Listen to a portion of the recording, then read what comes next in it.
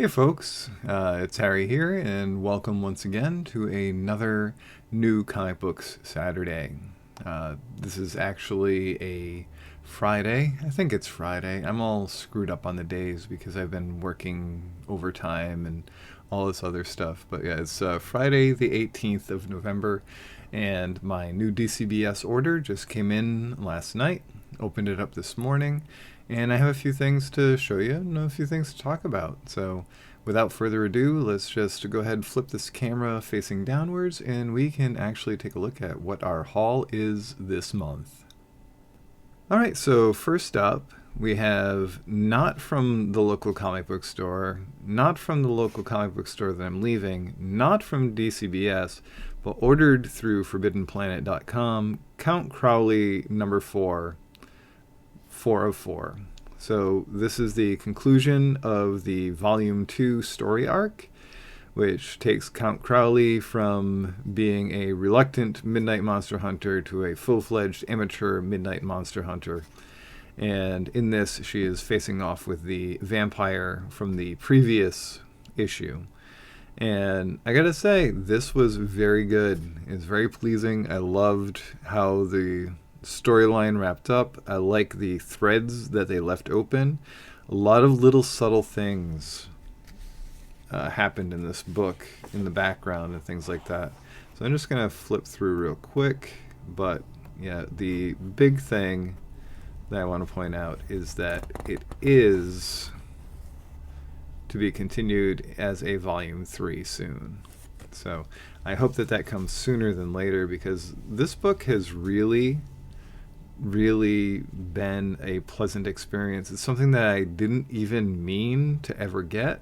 The folks at Green Dragon had put it aside for me thinking I had ordered it, and I had not, but I still picked it up anyway. And the first 3 issues were amazingly good, and so the 4th issue closes things up. I also got the first volume trade paperback. The whole series I can't recommend more. If you like schlocky horror and you like sort of sarcastic sense of humor and having a little bit of action and gore, Count Crowley is probably a do not miss. I would give this a solid 9 out of 10. I'm just trying to think of things that could be improved here, and there's not a lot. So very good book. This is one of the only books I've already read, so everything else I'll have less to say about. So Batman One Bad Day, Penguin number 1. So in this one we're going to be looking at One Bad Day with the Penguin, and again we have some very good standard art. I don't think at first glance it's as good as either the Riddler or Two-Face's art. It looks a little bit more generic, if you will, and it doesn't look as though it has as much, what's the word for it, expressionism going on. Much like the other One Bad Days, this is a cover price of $7.99. Having read the previous Riddler and Two-Face One Bad Days, and then reading a little bit about them online, the concept is, with The Killing Joke from years ago, they had this format of story, and they're trying to recapture that but with different villains. And it's been solid so far, so I'm looking forward to seeing what they do with Penguin. And I really like this cover by Jim Lee. I've always loved Jim Lee's style, and just seeing him do the Penguin as this mob boss ready to really beat the tar out of someone in a freezer, yeah, I can get behind this. I hope that the actual story is as good and impactful as this art is. Moving over, Bloodstained Teeth number 6, moving into a new story arc. Nice, bright, colorful cover, and the interiors just as I expect them to be. I'm assuming that we'll be following more of Mr. Bite on his quest to get rid of the vampires he created, and then also to have to deal with the repercussions of the older vampires. So here we get, it looks like this may actually be some fan art, perhaps. Fan art, yes. So they have some nice fan art going on in the back of these. That's pretty cool. And this here, 2 graves, that looks kind of interesting. But nonetheless, same sort of posterized, colorful artwork. I almost didn't get into the second story arc, but I'm curious to see how it goes. So Bloodstained Teeth number 6 kicks us off into the next step of the story. So I'm going to check this one out and see where that goes. Next up, Chilling Adventures of Salem number 1. And I'm pretty sure this is the Francavilla cover, which I love his artwork. This has a Cullen Bunn name appearing on the cover, which means you know it's going to be good. Interior, beautiful as always. And it really just makes me miss the Chilling Adventures of Sabrina. I really wish that they'd get that back rolling, because I really liked that comic. And I was just really bummed when they stopped doing it. And I don't know that they're done doing it forever, but I really wish that they had it still going. I also really miss the Afterlife with Archie series. All of the Archie horror books I've really enjoyed. So this one I'm looking forward to seeing. It follows Salem the cat. So I never thought that there was enough of him in the actual Sabrina series. So looking forward to see where that goes. All right, Creepshow number 2. And this has the cover that I wanted to get. So Green Dragon, the store that I'm leaving, they got in my Creepshow number 1. I haven't gone to pick it up yet. I really hope it's the cover that goes along the same lines as this one with the red banner. And I really enjoyed the first issue of this. It captured the Tales from the Crypt Creepshow movie vibe very nicely. And I'm just going to flip it open here, and you can see it's dark but good art. And you have a couple of varying art styles, because you do have different stories, and the stories, of course, are going to go with the art. And in here you can see that they also have a fan page, which is really nice. I like when comics do a letters page. Even if I don't read the letters page, I enjoy them having that sort of thing. So if you're a fan of horror, old EC books, things like that, take a look at Creepshow. Do yourself a favor. So here we have very interesting Criminal Macabre, Count Crowley, From the Pit They Came. So Stephen Niles is on there. David Mastacantian. I cannot pronounce that. Das Malkian.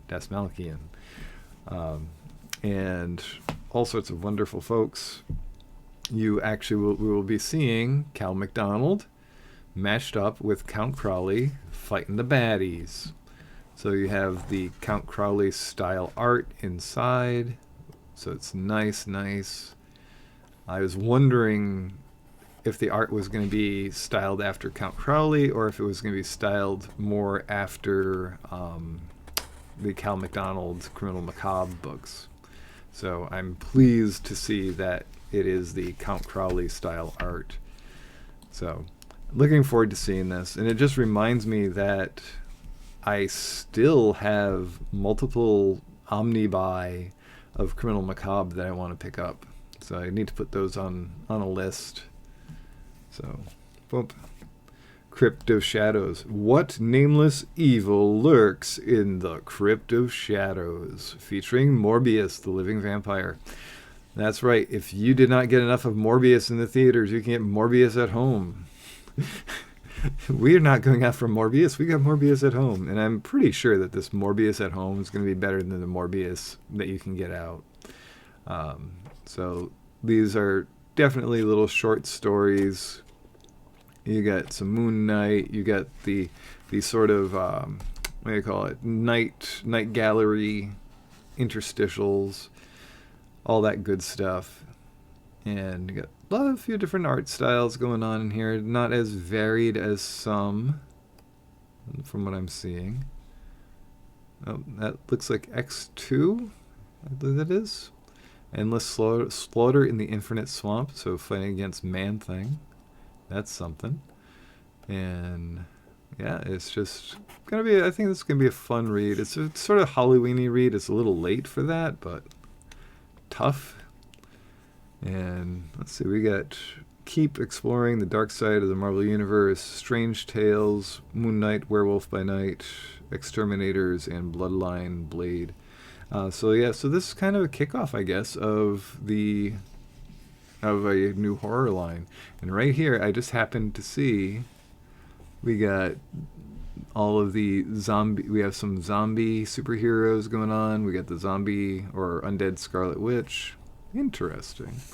So we're gonna see where this goes. And we got Wakanda Forever plugged in the back.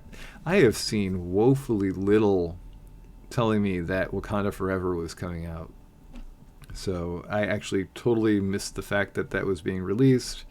I've not seen it yet. I do want to see it, and I don't know if I want to see it enough that I'm going to go see it in the theater, but we'll find out. Destiny, New York, Halloween special. I picked this up just because it's a Halloween special. From Black Mask Comics. It's a one-issue, one-shot. It seems to be a slice of life sort of thing. Set in a version of New York City where magic is real and an accepted part of life, Logan McBride struggles to find purpose.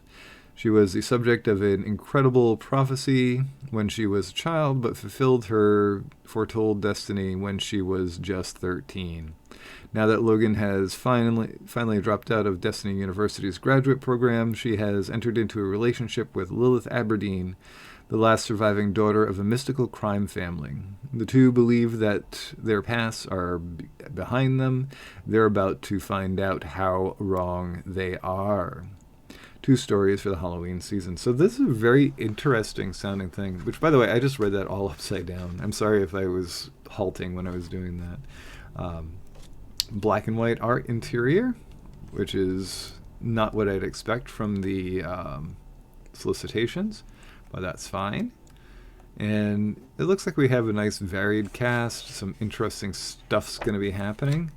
And I'm wondering if we're going to find more of this Destiny New York thing. Yep, in late 2022. Destiny New York returns with new art team and new energy. So I have to look in to see where this story came from and if there's a lot more of it or what. Because right now this just looks really keen. It looks like it's up my alley. And I feel like there's a couple of my friends that would like it too. So, Gangster Ass Barista, Pat Shan's weekly newsletter. I heard that he collects the weird kids. He inducts them into some sort of freaky club, and by the end of the semester, they just seem to disappear. So $5.99, rated M for mature.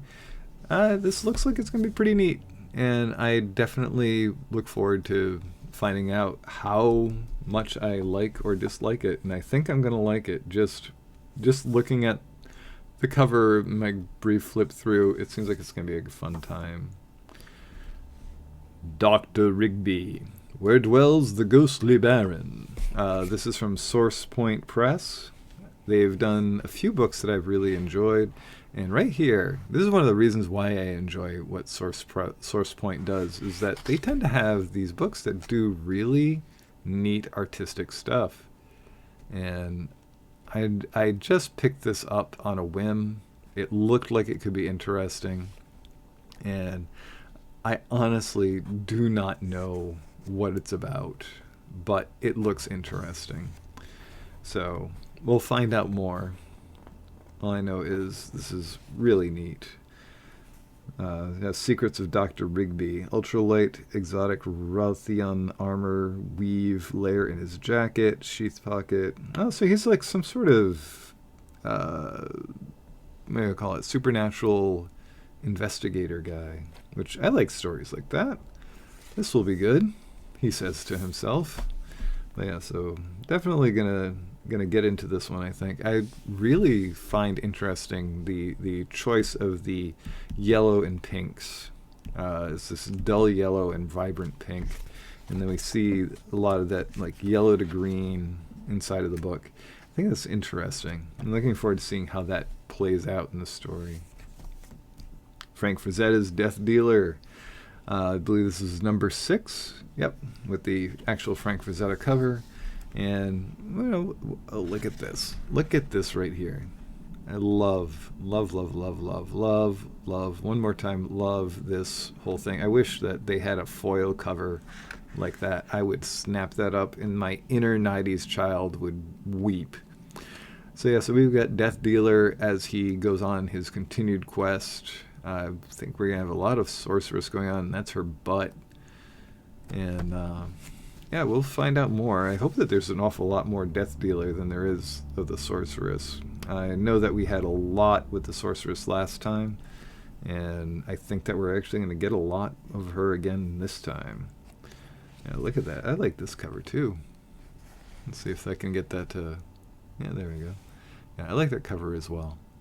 I think that's really nice. I like the washed outness of it.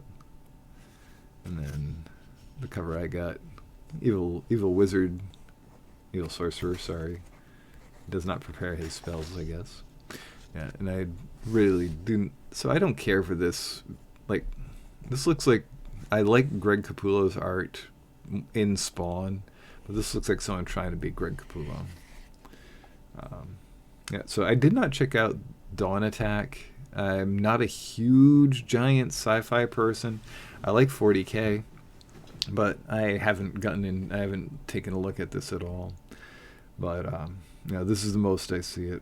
It could be interesting. I don't know. But I really wish that they had this as a foil cover. I would have bought this for like $7.99 if it was a foil cover with this wizard guy. So that's Frank Frazetta's Death Dealer. Moving on to Fruiting Bodies, talking about foil cover. Look at that. That nice iridescent bit. So let's see. This is Fruiting Bodies, Ashley Robin Franklin. It's the author. I'm going to flip this on over. And inside, we got is black and white. And it has a sort of indie cartoony vibe to it. And pretty neat looking. As we flip, as I go to the synopsis. All Frances wants is to start a new life with her new partner in the dreamy Pacific Northwest. To get there, she's forced to join a bros trip with her brother Charlie and his annoying best friend Trent. But their journey is abruptly altered when a wrong turn forces the trio to spend the night in the rain-soaked Oregon woods. As luck would have it, they come across a beautiful, friendly stranger who is eager to help them. But is her convenient arrival their salvation, or something else entirely? It is something else entirely, I'm betting.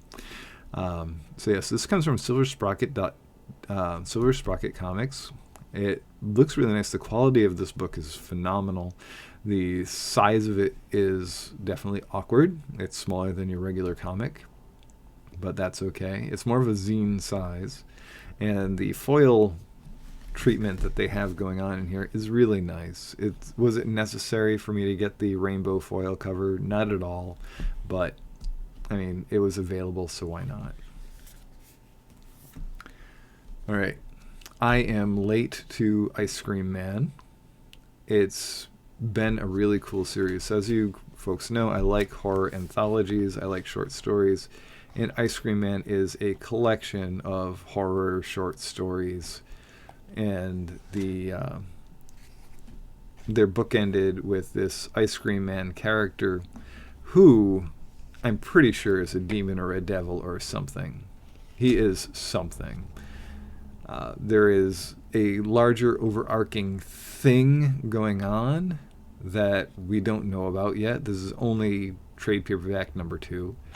But at the end of the first one, oh yeah, look, he's gross. I knew he'd be gross. But yeah, so there's definitely something going on about him. I don't know what his deal is, aside from him turning out to be gross. I should not have flipped that far into the book.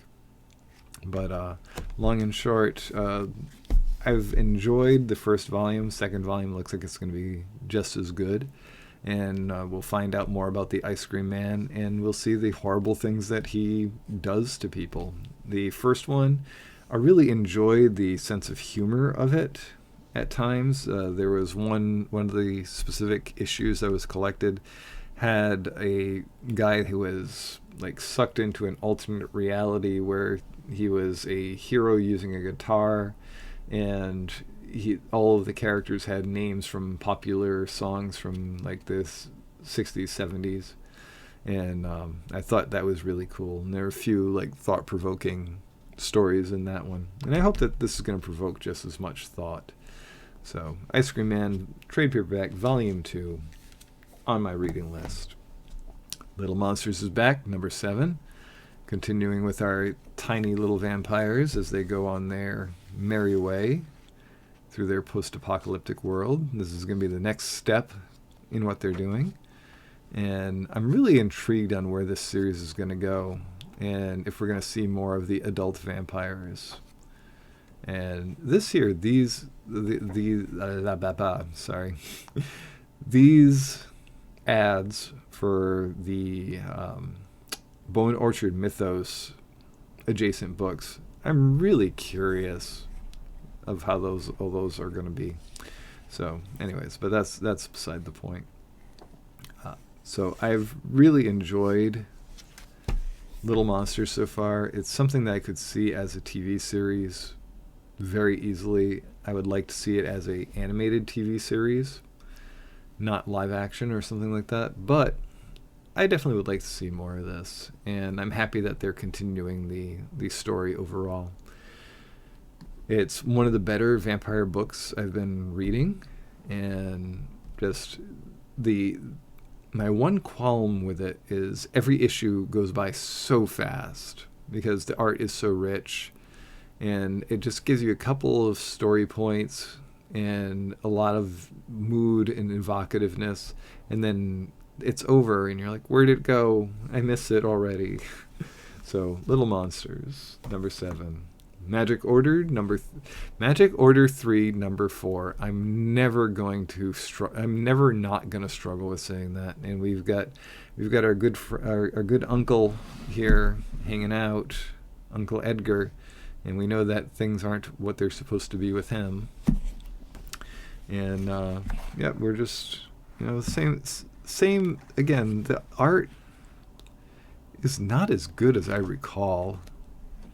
We got some, it doesn't really, it's a little blocky and thick, but nonetheless, my big thing with Magic Order, at least this particular series of it, is that it feels like they're just going plot point to plot point without much development.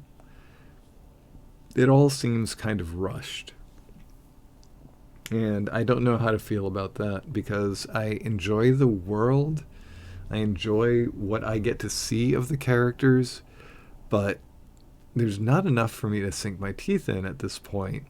And I'm really starting to get concerned. I have the Magic Order 4 was solicited as part of this month's books, and I put it on my pull list, and I'm starting to wonder if I might drop it from my pull list. I'm going to give the 4th installment a chance and then make my decision, or at least see how this one ends and then start making decisions.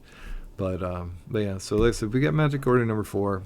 Got this neat painterly cover, but beyond that, this splash is pretty cool. I like that one. And this splash page is really cool. Looking forward to seeing what the heck is the point of all of this. Hopefully we're going to see all of the stuff that I've been missing happen in this issue. And it looks like we're going to see a lot. So the young girl that Reagan's niece, I think it is, or daughter, It looks like she at end of last issue she was going on an adventure with one of the older folks from the Magic Order, and he's kind of an outsider dude. So interested to see where that's going to go. So, anyways, Magic Order 3, number 4. Miracle Man, the Silver Age, number 1. Continuing with the Art Deco-y covers. I really like the style. Again, the flesh tones on these, the graphicness of all of the design. Love, love, love, love. This robot dude's a ton of fun. We have Young Miracle Man, I think that's Young Negative Miracle Man, I forget. But, yeah, this is a thick book. There's a lot in here. And, you know, like, I enjoyed the ramp up. Oh, actually, I believe these are from the preview pages from the Zero. Anyways, just happened to get there. And I'm really, after reading the Zero, I was like, yeah, I miss reading Miracle Man. And I'm really looking forward to seeing how this goes. So now, here we are, page 28. Page 29 starts the sketchbook. And Jeebus, half of this book is the sketchbook. Huh.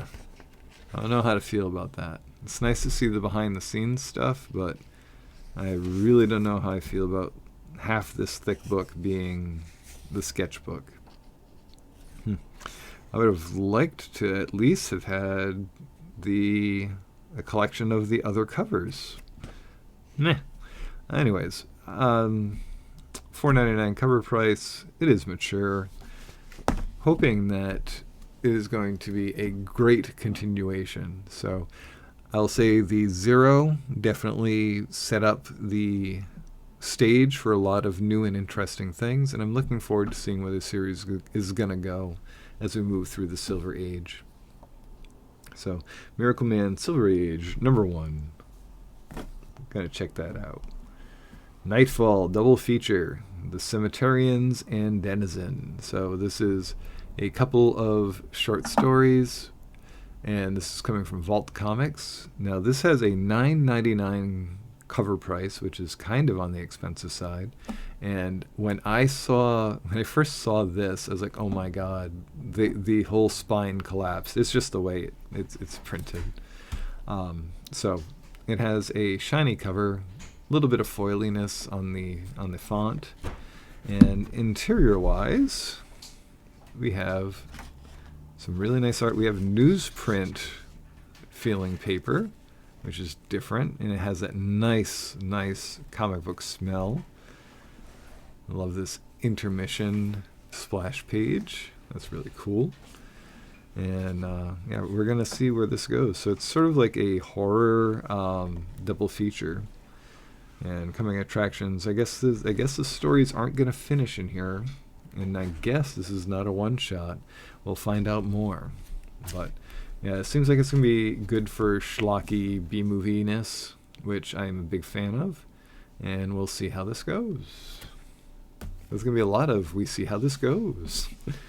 Phantasmagoria number 2 from Black Caravan. I love this cover. Again, this has that black and white and red style about it. And I love the art in this series so much. So this has a supernatural investigator, weird supernatural stuff going on. I enjoyed the first issue. I feel like I'll have to reread the first issue before I read this one, because it just feels like it's been a while. I know that number 1 was solicited some time ago, and it fulfilled early. So I feel like it's been a little while. But yeah. Now, talking about it's been a while, Vanity, still waiting for number 3 to release. My gosh, it's still to be decided. But anyways, put that aside. Phantasmagoria, number 2. This is the kind of comic that if I had become a comic writer in the 2000s or 90s, I would have wanted to write something like this, something dark, something edgy, something that would fit in World of Darkness, you know. So, Phantasmagoria. And we've got the return of Chilling Adventures in Sorcery. So we've got Madam Satan once again, as we return to the creepy horror world of Archie comics. And this is just a couple of short stories, which is a nice little Halloween treat. And we got the Archie gang, and they're going to be in whatever bizarre things that they end up in. And wow, that was a quick flip through, because it felt like that went from stuff going on to the end.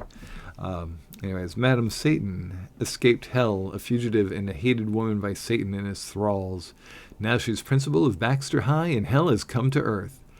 With each classroom acting as a portal to the different circles of hell, Madam Satan must recruit similar tortured souls if she has any chance of survival.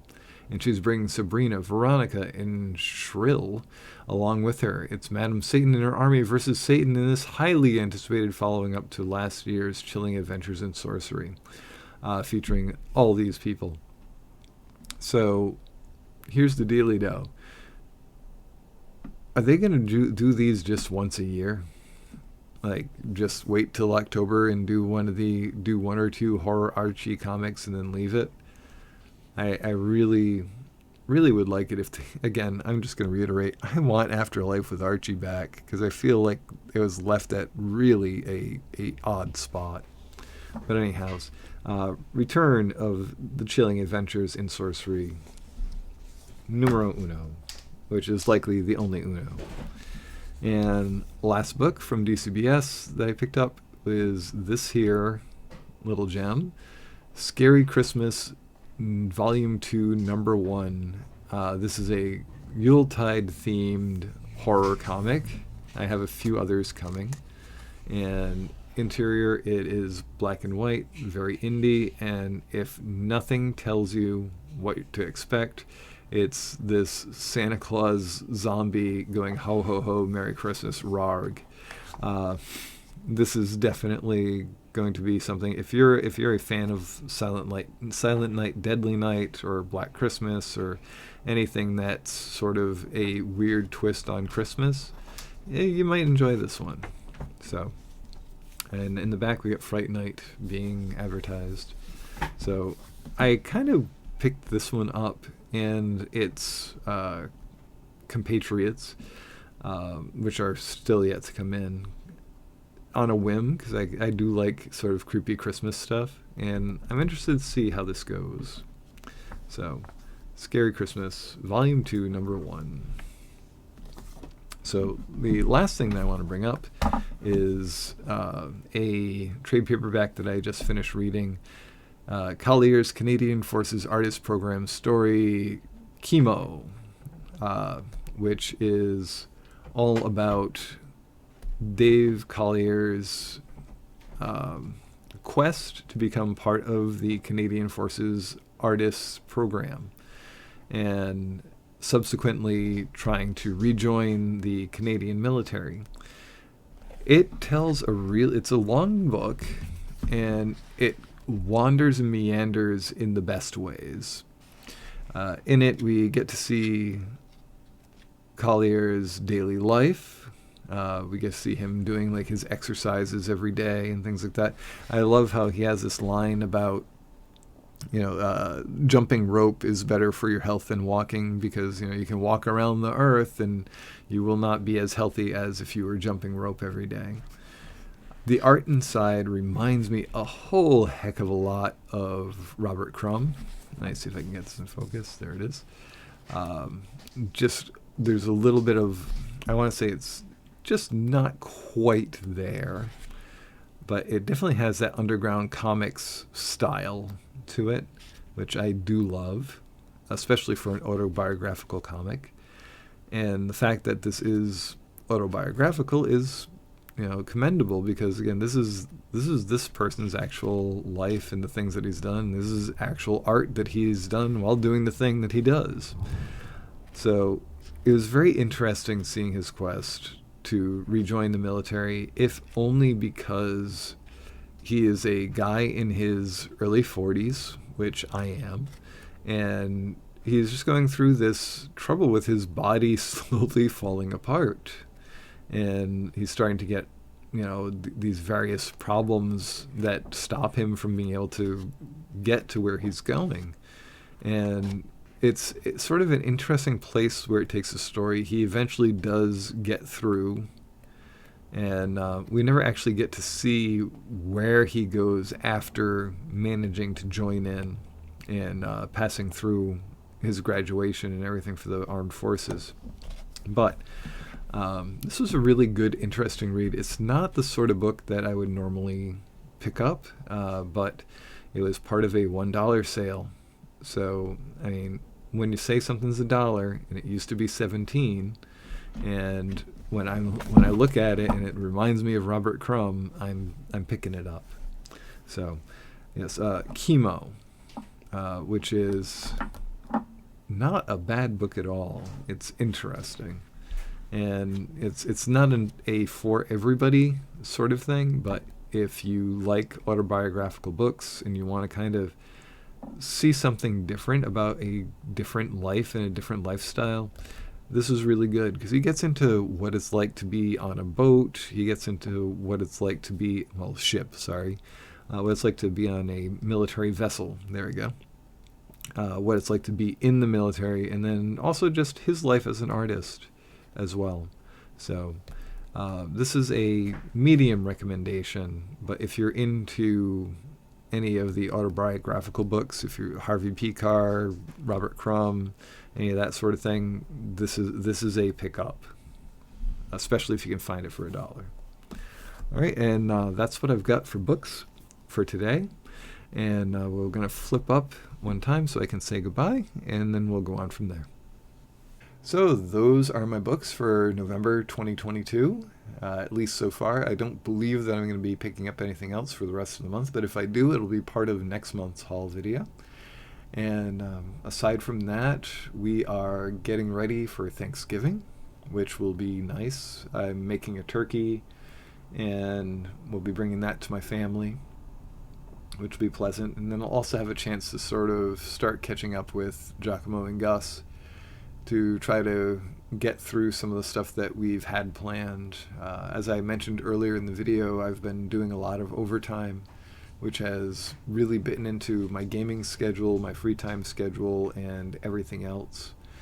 So I really hope that, one, I get to do some creativity next week, and two, when I return to work the week after, that it is not a beastly situation where I'm working overtime and losing a weekend day every week, because honestly the weekends where I live my life for the most part. I do things during the week, but the weekends when I do the things that I really love and have passion for, I mean, that's not 100% true. I paint my minis and I do my writing during the week, but the weekends are where I'm more bombastic about it, and I can spend more time concentrating versus having the 30-40 minutes that I do my writing and the 30-40 minutes that I do my painting. So not having that whole day to be able to do those things, plus catch up on housework and whatever else, it's really kind of been leaving me in a place that I don't want to be. So hopefully that all rectifies itself as we finish out this month and move into next month. So we'll find out. Other than that, as you can kind of see behind me, other side, my paint bench is almost empty. I have some Ratmen I'm going to be painting next week, and they're just like Giacomo's Ratmen. They're actually going to be the same color scheme and everything. And I'm almost through my queue of minis I have to paint, which is going to be just in time for the holiday season. So here's my thing. I really enjoy playing 40k Grimdark Future mini tabletop war games. I enjoyed what Giacomo and Gus put together. I kind of want to see if I can do a how-to video that's a little bit more straightforward, so that it's instructional more so. And excuse me. That said, this past year I suspended a lot of my buying, and I'm going to continue doing that. What I've done is I've just made a list, a wish list of the model kits and things that I would like, and I've made it available to the public. So whoever wants to be like, hey, here's a gift, they can gift me stuff if they so desire, because people do that in this here culture.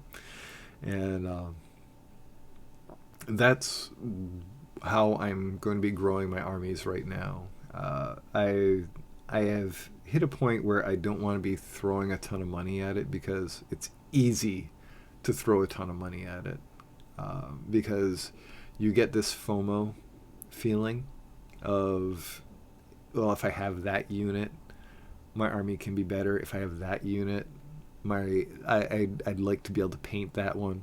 If I have that unit over there, well, that one's just huge and that looks awesome. If I want to have some transport, so I'm going to need this, and I want that, and next thing you know, you've spent a ton.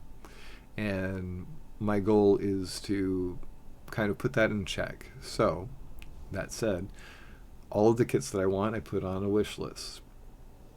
If I get some for the holidays, if I don't, it's okay as well.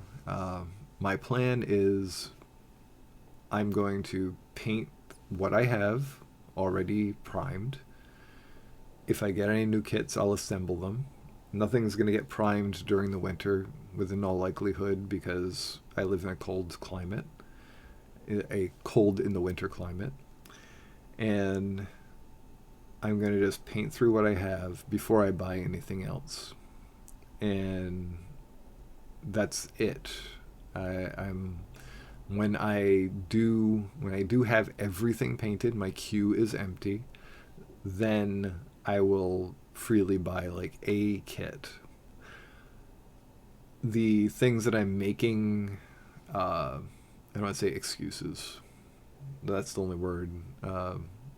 Things that I'm allowing myself is, if a model kit is short, like a limited time only, like the commemorative Goth Rocker, I ordered that one because I want him.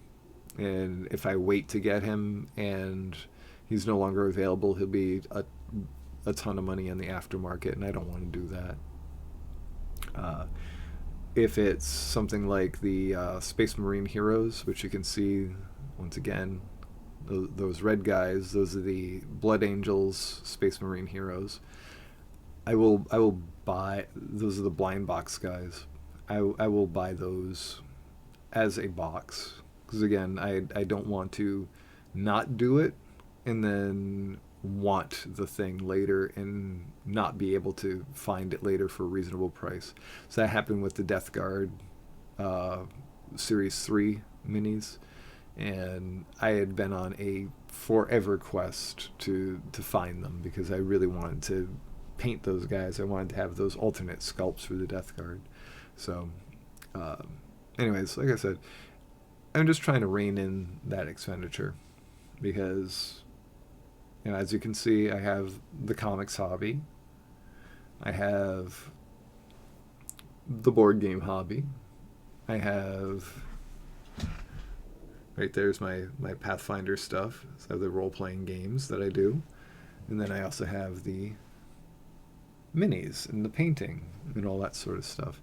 And I want to make sure that I'm doing the stuff that I love, and that I am not falling into a trap of just amassing things, because I have a bad tendency to do that, of being like, well, more is good, No, no. Some is good, enough is better, and just right is the best. So, anyways, I have taken up enough of your time today. I hope that you all have a wonderful, happy, safe Thanksgiving and find something cool to be thankful for.